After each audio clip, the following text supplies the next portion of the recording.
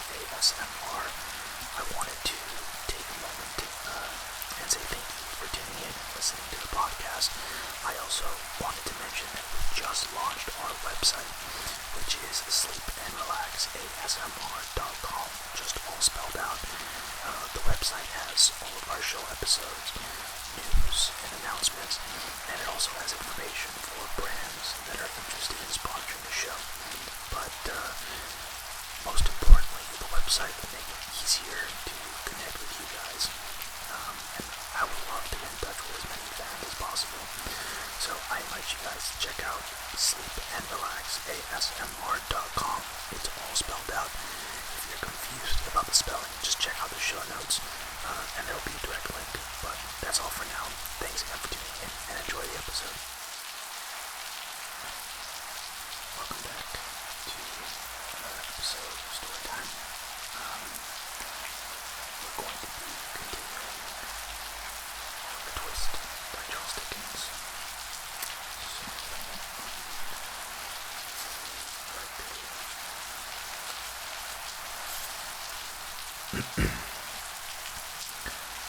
Chapter 15. We learn from Noah, Charlotte, and the daughter. On the very same night that Nancy met with Rose, two rather bad characters arrived in London. They were Noah Claypole and Charlotte, who had worked with the undertaker, Mr. Sowerberry. Charlotte could hardly carry the heavy bag strapped to her back. They had robbed Mr. Sowerberry's cash box and made their escape to the city. When they had found the small room, the three cripples, Noah took the bag of money from Charlotte, and they went inside. Here, the new couple talked about their robbery and their plans. A shaggy, red-headed old man sitting at a nearby table listened in as they talked.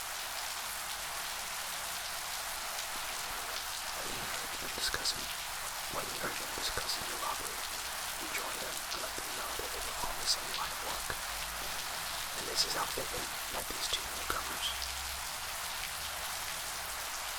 Fagin talked Noah and Charlotte into meeting with him the next day. Will 10 o'clock tomorrow morning be all right? He asked. Yes, they answered. And what shall I tell my good friends your names are? Fagin asked slyly. Noah smiled. I'm Mr. Boris Bolter, and this is Mrs. Bolter. Mr. Claypole, now known as Mr. Bolter, moved into Fagin's house the very next afternoon after the meeting. The merry old gentleman then explained to Mr. Bolter about the kind of work he did. We're all in this together, my dear, said Fagin. You see, we all have the same threats hanging over our necks. I'm of the same importance to you as you are to yourself. Just think, I know enough about you to put the noose around your neck.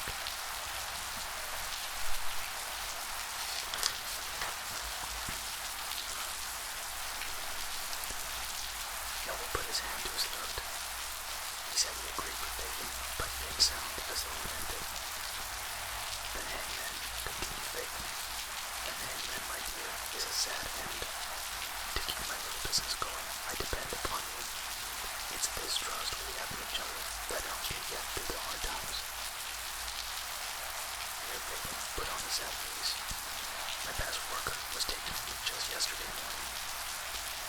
Oh, you don't mean to say he died, Bolter said. Oh no, not so bad as that. Then I suppose he was, started Bolter. Wanted, said Fagin. Yes, he was wanted by the police. What for? Inquired Mr. Bolter. He was charged with trying to pickpocket. They found a silver tobacco box on him. His own, my dear, his own. Fagin's face looked as though he were in pain. And now, Mr. Bolter, I have a job for you. Bolter's first job was to go to court and find out what was going to happen to his best worker, Jack Dawkins, the artful dodger. Jack Dawkins shuffled into the courtroom. Taking his place in front of the judge, he asked why he was there.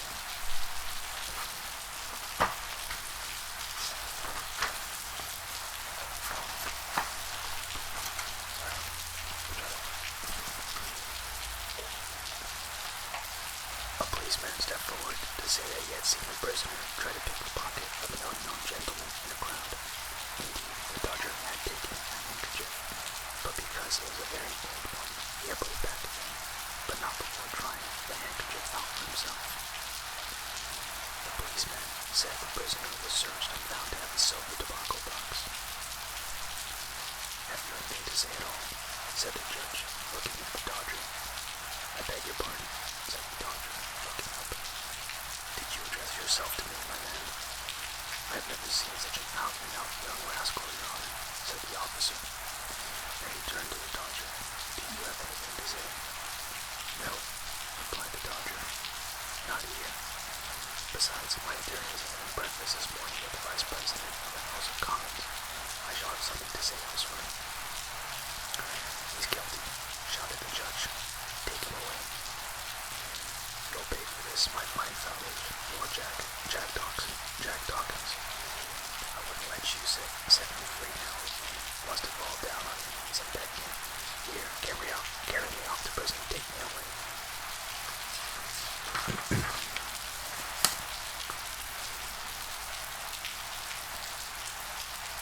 Chapter 16. Nancy's Faith is Sealed. The Dodger was not the only prisoner. Nancy had become a prisoner of Bill Sykes. Ever since she had told everything to Rosemary, Nancy shook from fear most of the time. Bill saw this. One Sunday night, Nancy tried to go out to meet Rose at London Bridge, but Bill locked the door and held her down. Fagin didn't trust Nancy either. He told her what to follow her whenever she went out at night. When Fagin found out that she went to London Bridge on Sunday nights, he thought that sooner or later he would find out why. One Sunday night, Fagin told Noel to keep a sharp eye. He was sure they would find out something very soon. By the light of the street lamps, Noel followed Nancy. He was careful, as always, to stay out of sight on the other side of the street. As it happened, the same Sunday night, Rose did come to meet Nancy under the lamplight on London Bridge. A fine old gentleman came with her. "You were not here last Sunday night," said Mr. Brownlow. "I couldn't come," replied Nancy. "I was held prisoner in my house." "By whom?" "By Bill Sykes, who works for Fagin." "You are not suspected tonight, I hope?" asked the funny gentleman. "Do you think you're being followed?" "No," replied the girl, shaking her head. "But it's not very easy for me to leave him unless I give him a sleeping potion." "Does he wake up before you get back?" inquired the gentleman. "No, he does not know what I'm doing. No one knows where I am." "Good. Now, Rose has told me your troubles, and I believe your story," he said. "Our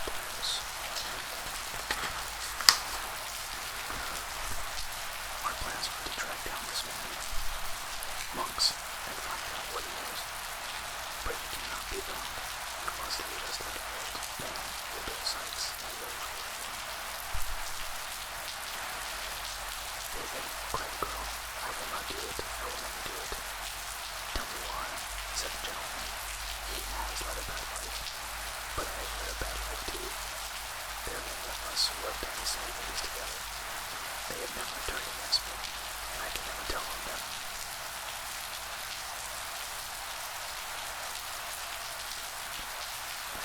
Said the old gentleman quickly. "Let me take care of things. Tell me how I can find this man Monks, and I will be with him. What if he turns against the others? I promise you we will protect your friends, but we have to find out what Monks looks like." "He is tall," said the man, "and he looks strong, but he's thin. He wears a black coat and hat and tries to hide his face. He has a slinking walk, and his horse looking over his shoulder. Blue eyes," Nancy shuddered. "They are sunken deep in his pale face. He is a young man with dark hair, but he looks old. You know by his very twisted mouth, and he often bites his..."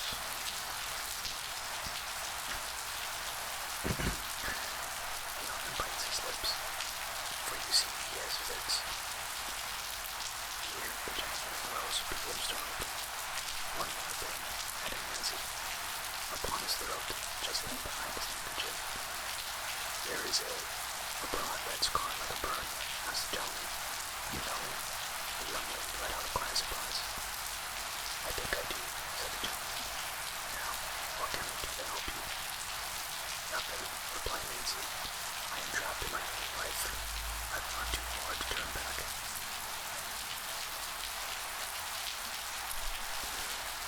Take this purse, insisted Rose. No, replied Nancy. I will take no money. But I would like to have something that belonged to you, sweet lady. A keepsake, perhaps. Rose handed her a silk handkerchief. Nancy looked into the girl's face. Bless you. Good night. The three figures left the bridge. Noah Claypool, Mr. Picture, turned and ran for Fagan's house as fast as his bolting legs would carry him. Chapter 17. Murder. Early the next morning, Fagan sat huddled over a cold fireplace. He was boiling with anger. No one had told him about Nancy's secret meeting. He could not wait to give Bill Sykes every detail. The doorbell rang. It was Sykes, carrying a bundle of stolen goods. Come in, Sykes, said Fagan. This man has something to tell you. He pointed a long, bent finger at Noah sleeping in the corner. Wake up, Bolter. Tell your tale again about Nancy. You followed her. Noah loved his sleepy eyes. Bill's eyes were filled with fire.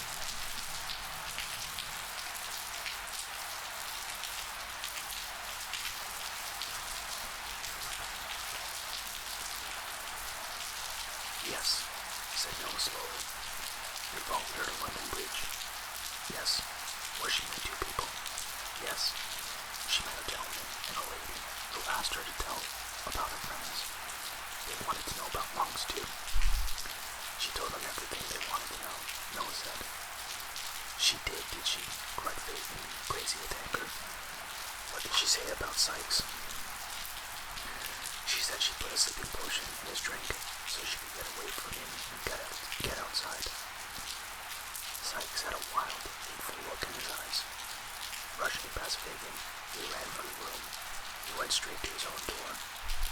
He opened it softly and went over to the bed where Nancy was lying. She raised up with a frightened, shocked look. Get up, said Sykes. Bill, said the girl in a scared low voice. Why do you look like that at me? Bill, tell me what I've done. You know, hissed the robber. You were followed and watched. Every word you said was heard. Then spare my life, Lord in heaven.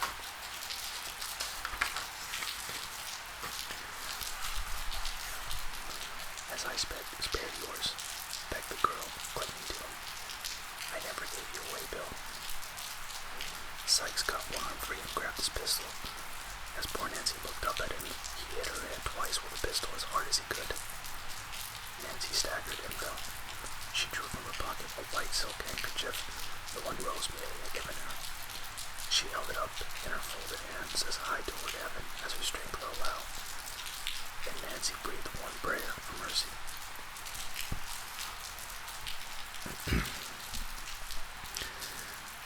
Sykes, swinging back and forth like a wild animal, reached for a heavy club and brought it down hard. The girl fell to the floor and did not move. Sykes could see Nancy's eyes and thought they were watching him. Sadly, he was wrong.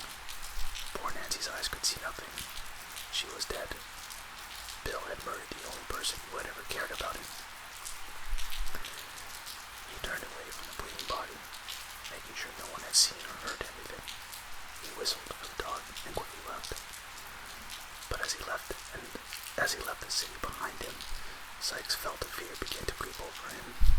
He thought of those empty glass eyes he had just left.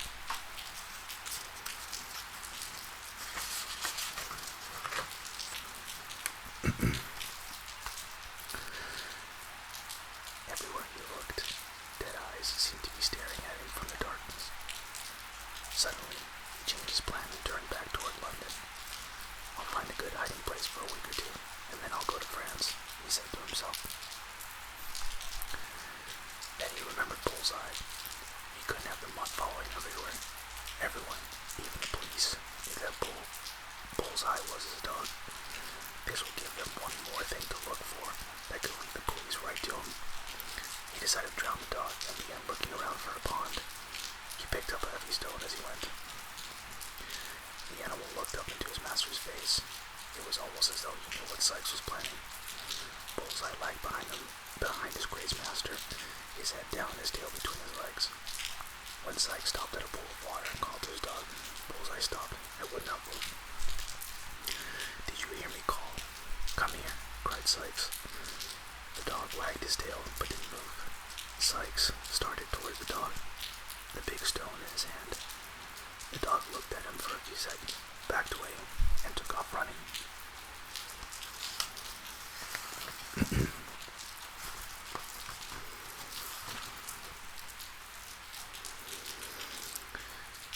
Chapter 18.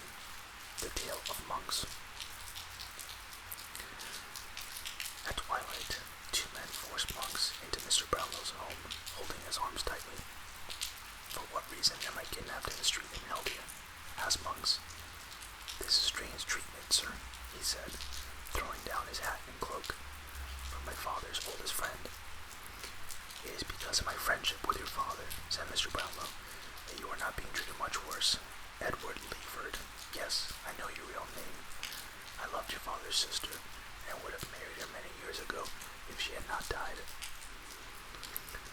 Your father and I cried together, and I never forgot him. It is just as well, Mr. Monks, that you call yourself by another name, for you do not deserve to have your father's name." "This is all fine," sneered Monks, "but what do you want with me?" "You have a brother, said Mr. Brownlow. "I have no brother," replied Monks. "You know that as well as I. What I do know is that you were the child of a bad marriage. Your father, my closest friend, was forced by his family to marry your mother. It was just a business deal. He was never happy, and it tore at his heart until he could take no more." "My parents split up," said Monks. "So what?" "Your father found a chance for happiness. He moved to the country where he became friends with a naval officer, a Mr. Fleming by name. Mr. Fleming's wife had died and left him with two daughters. One was a beautiful girl of 19, and the other just a very young child. Your father and the oldest daughter fell in love and were engaged to be married." "What's all this mean to me? Get to the point," said Monks. "Just before his wedding, a rich relative in Rome died and left your father a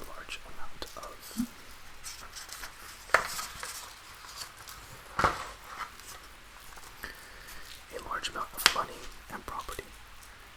He had to go to Italy to settle that business. Your mother heard all about this and went to Italy to find your father, taking you with her. She was a greedy, mean woman and was after any money she thought she might be able to get. Your father was sick when she arrived. He mysteriously died the next day. No legal will was found, so all of his money and property went to you and your mother." Monks said nothing. "However, before he left for Italy, your father came to see me," said Mr. Brownlow slowly.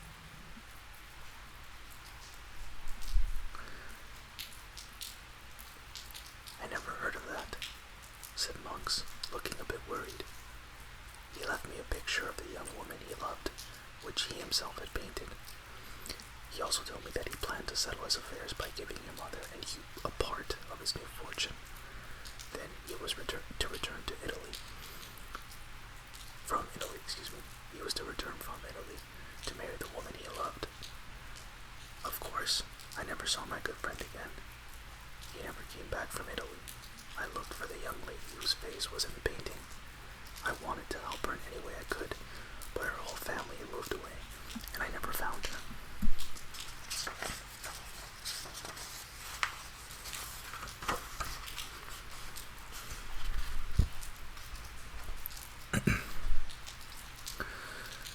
Monk sat back with a smile, looking much calmer. Pulling near to Monk's chair, Mr. Brownlow continued, "I am the one who saved your little brother from a life of misery and crime. I took him into my home and gave the poor child the first good food and care he had ever been given. Of course, I had no idea who he truly was at that time. was with me, I saw how much she looked like the young lady in the picture my friend had painted. I also noticed that he looked a great deal like my friend, Mr. Leaford, your father.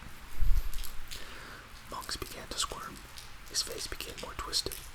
Brownlow went on speaking. After your wicked friends stole Oliver from me, I could not help thinking how Oliver looked like that picture. I began to hunt you down to find the answers I wanted about your father. I went all the way to the West Indies, where I knew you had gone after your mother died.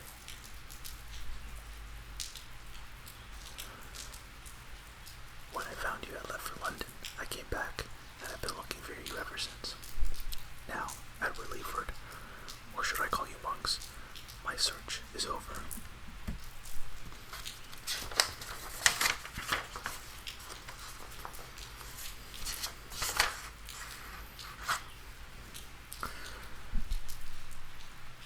You can't prove anything against me, cried Monks. Just try it, I dare you. A painting of a lady whom you never found. Is that all? Mr. Brownlow moved closer to Monks and said he had not finished.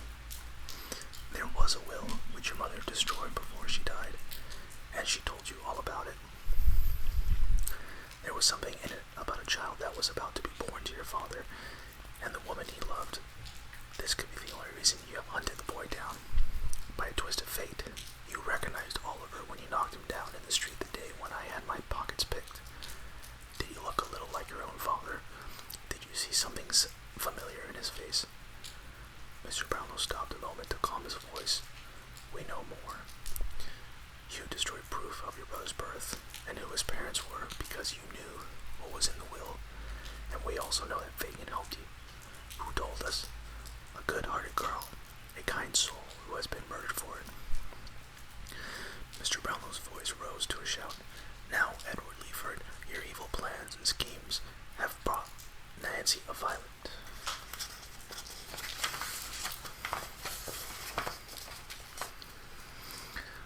death. Do you still dare me to prove it? No, said Monks, biting his lips. I knew nothing of that. I thought it was just an argument between her and Bill.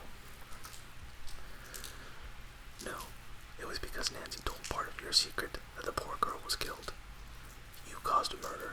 Now will you tell me the rest of the secrets? And will you sign a paper on which the whole truth has been written down? Yes, I will do those things, mumbled Monks. You must be even more than that, said Brownlow. You must do even more than that. You must give your poor, innocent half-brother Oliver everything that is due to him. Everything your father's will said he should have. When you have done all this, you are free to go where you please. I will not send the police after you. Once I know that Oliver has been taken care of, I don't ever want to see you again. You are a selfish, evil, twisted man.